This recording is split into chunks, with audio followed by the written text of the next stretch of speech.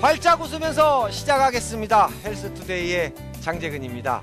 자, 노화는요, 이 발과 다리에서부터 시작을 한다고 그럽니다. 자, 발이 약해지면요, 몸의 신경이나 내장 쪽이 같이 약해진다고 하는데요. 걷기 운동은 발과 다리를 적절하게 이렇게 자극해 줌으로써 건강을 증진시켜 준다고 합니다. 다시 말해서 우리 걷기는 시니어들에게 가장 안전하면서도 효과적인 운동이다. 자, 그래서 오늘은요, 이 허리 통증과 우울증에 좋은 그런 도움이 되는 걷기법을 준비했습니다. 네, 시작해 볼까요? 같이 하십시오.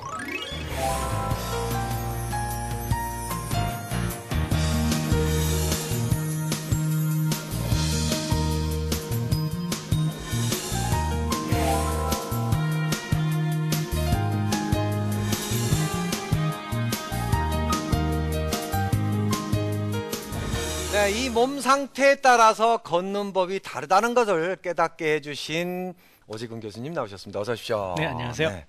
사실 이렇게 일주일 이렇게 방송하면서 네네.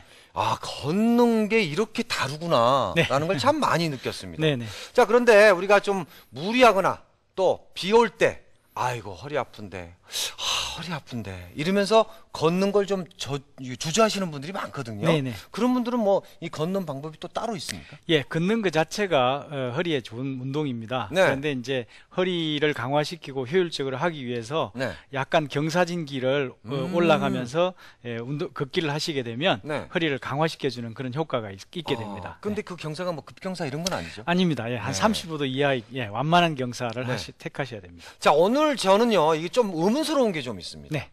이 우울증 역시 걷는 것으로 뭐 좀 도움을 받을 수 있다. 예. 방법이 있습니까, 예, 진짜? 있습니다. 이따가 배우시게 되겠지만 네. 박수를 치면서 걷는 것입니다. 아하. 예, 이 걷는 것 자체가 이제 뇌를 활성화시키고 몸을 활성화시켜서 좋습니다만은 어쨌든 이 박수를 치면서 걷게 되면요, 네. 기분을 전환하게 되고 우울감을 없애주게 돼서 굉장히 어르신들한테 좋은데요. 사실은 이제 나이가 드시면서 하루 3마디만 하고 사시는 분 많으시거든요. 네. 그래서 이제 먹자 자자 애들은 네. 요거밖에 안 하시기 때문에 그런 우울증이 많으신 이런 분들이 박수를 치시면서 걷게 되면요, 네. 몸이 활기가 있게 되어지면서 우울증이 감소되게 됩니다. 네.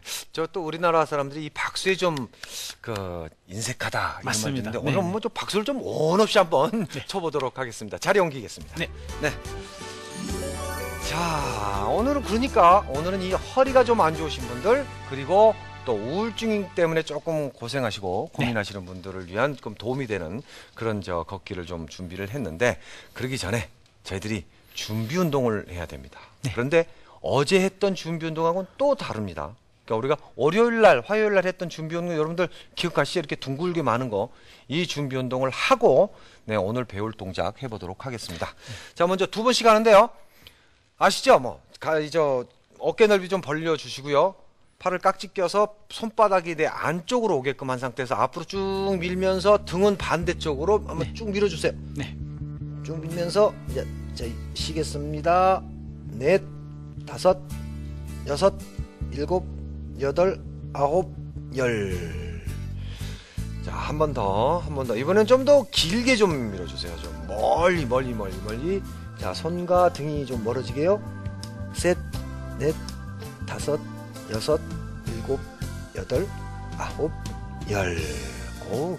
우리가 상대적으로 스트레칭하면 좀 이렇게 쭉 펴는 건데 등을 이렇게 구부리는 것도 시원하군요. 네, 맞습니다. 네. 그런데 이제 허리 아프신 분들은요, 네. 이 스트레칭을 좀 오래 하셔야 되거든요. 준비 운동을요. 네. 그래서 이번에는 응용 동작으로요. 네. 아까 이렇게 아. 하셨는데 팔을 이렇게 반대로 아하. 하셔가지고 앞으로 쭉 밀어보겠습니다. 밀어주시면요, 이번에 반대 근육이 펴지시기 때문에 네. 훨씬 스트레칭 효과가 더 강화되어집니다. 6, 7, 8, 9, 10. 오, 또 우리가 평상시 이렇게 좀 늘어나지 않는 부분들이 예, 늘어나네요. 맞습니다. 네, 좋습니다. 자, 이번 다리 운동 같이 하겠습니다. 자, 오른쪽 다리를요, 옆으로 해서 발가락을 좀 자기 몸쪽으로 당긴 상태에서 쭉 무릎을 눌러주세요. 3, 4, 5, 6, 7, 8, 9, 10. 자, 반대쪽. 자, 여러분들은 방송이니까 그렇고요. 실제로 가서는 좀 더 많은 그 횟수를 반복하는 맞습니다. 게 네. 좋습니다. 8, 9, 허리가 안 좋으신 분들이 네. 보통 전신의 관절에 이완이 천천히 일어나는 분들이 많으시거든요. 그렇죠. 충분한 준비 충분한. 운동이 좋습니다. 그렇습니다. 준비 운동을 많이 해서 몸 상해지고 이런 건 전혀 없습니다. 자, 보는 동, 그러니까 오늘 배울 운동 한번 시작해 보도록 하겠습니다. 네, 네. 오늘 걷기는요 경사로 걷기가 되겠습니다. 있어요? 네. 이렇게 돼 있어요. 네. 네. 네, 보통 우리가 이제 경사로를 걷게 되면 네.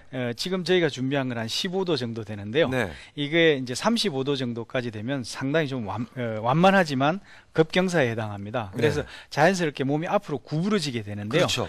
구부러지지 않게 허리와 등을 펴신 상태에서요 네. 걷게 되는데 앞으로 몸이 약간 수그러지게 되기 때문에 네. 무릎이 평상시보다 조금 더 높이 올라가게 됩니다. 네. 저런 그러네요. 식으로. 네. 네. 오. 네. 네.